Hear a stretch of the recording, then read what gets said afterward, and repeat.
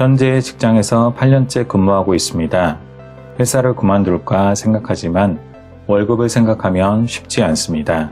피곤하고 지친 날들을 뿌리치고 사표를 던지고 싶지만 해결책이 보이지 않습니다.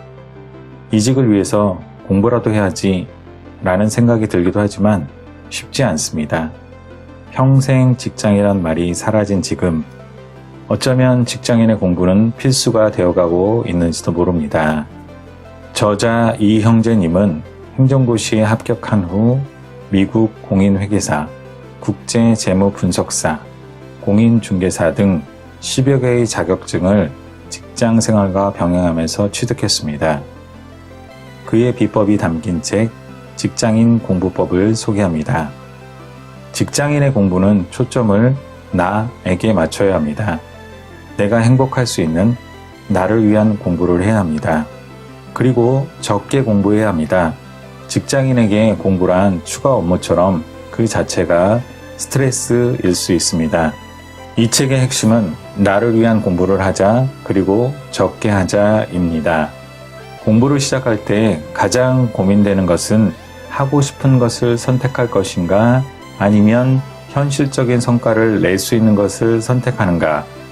이때 필요한 것은 내가 중요시하는 가치가 무엇인가를 따져보는 것입니다. 스스로 후회 없는 선택을 하려면 다음 두 가지를 고려해 봅시다. 첫째, 실현 가능성을 따져야 합니다. 결정할 때 실현 가능성은 가장 중요한 요소입니다. 둘째, 특별히 하고 싶은 게 없다면 사람들이 많이 선택하는 것을 택합시다. 많은 사람이 선택하는 데는 다 이유가 있을 것입니다.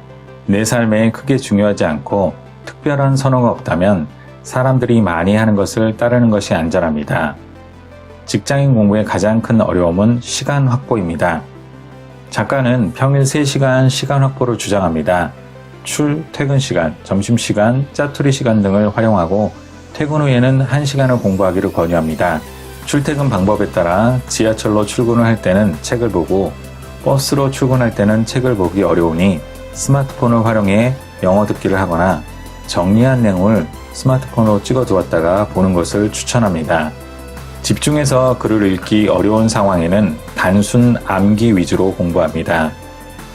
퇴근 후에는 저녁을 먹고 나면 피곤함이 몰려옵니다. 공부해도 집중력이 오르지 않습니다. 이때는 낮은 집중력으로 공부할 수 있는 방법을 택하는 것이 좋습니다. 그중 하나는 온라인 강의를 듣는 것입니다. 1시간 강의를 듣고 10분 정도 요약하는 시간을 갖습니다. 저자는 밤 늦게까지 공부하는 것을 추천하지 않습니다. 대신 주말 공부를 추천합니다.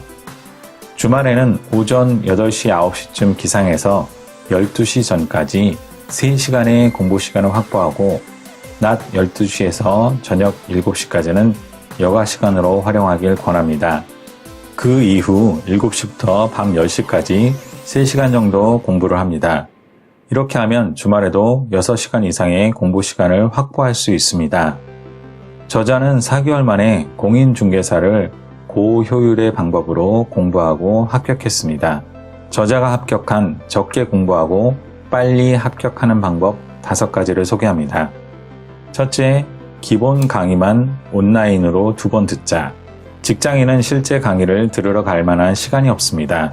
가급적 온라인 강의를 듣는 것이 좋습니다.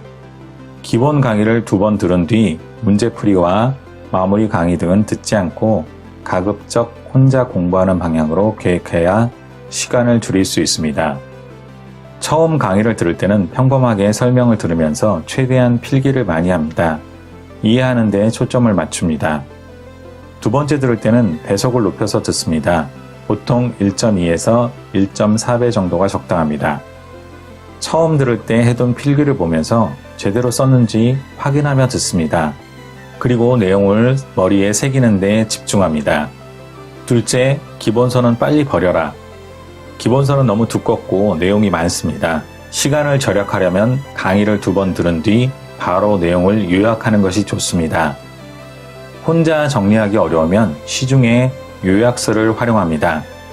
중요한 내용을 요약서에 추가로 적고 출퇴근, 잠자기 전에 30분 내외로 반복합니다. 셋째, 이해의 법칙에 따라 정리하자. 공부한 내용을 단 2가지로 2가지 색상을 써 정리하는 것입니다. 먼저 중요한 것과 잘 외워지지 않는 것, 2가지로 정리하고 둘 중에 해당되지 않는 것은 과감히 버려야 합니다. 눈에 잘 띄는 2가지 색만 사용합니다. 오답을 체크하는 데는 빨간색 볼펜을 사용하고 3번을 봐도 잘 외워지지 않는 부분에는 형광펜을 사용합니다. 넷째, 기출 문제를 중심으로 연습하자.